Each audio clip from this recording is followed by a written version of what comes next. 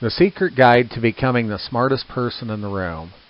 An Outsider's Guide to the Insider's Tips to Becoming Smart by Tom Seast.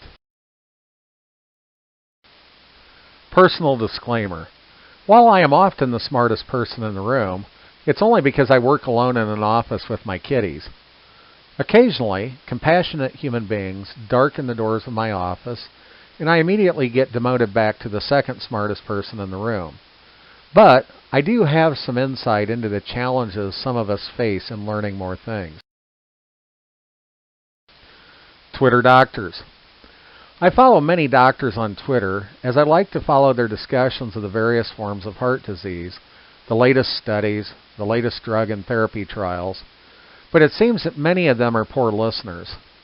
They will often ridicule us commoners or their patients because their patients are trying this vitamin, that diet, or that supplement. I will follow them because I find the subject matters interesting, but the doctors still aren't getting the message.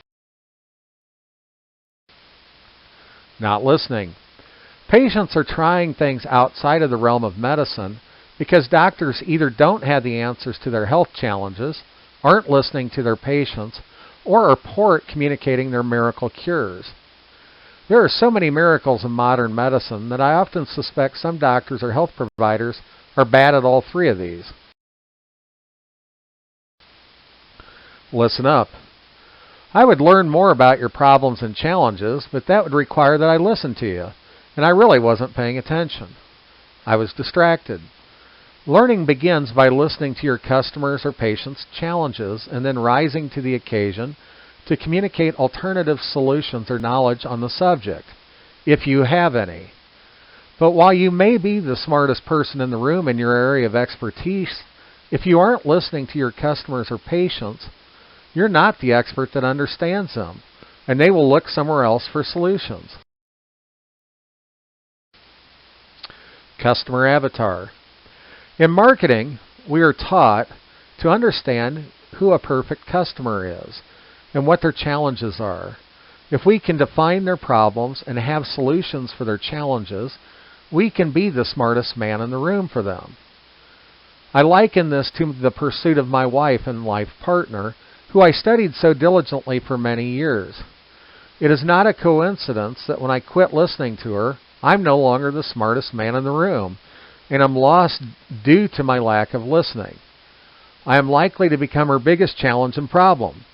So I need to understand my customers like I understand my wife. Learn by listening. So, my only insider's tip on becoming the smartest person is to start listening and observing and learning, and then set about to understand and acquire the knowledge you need to create the solutions to your customer's problem.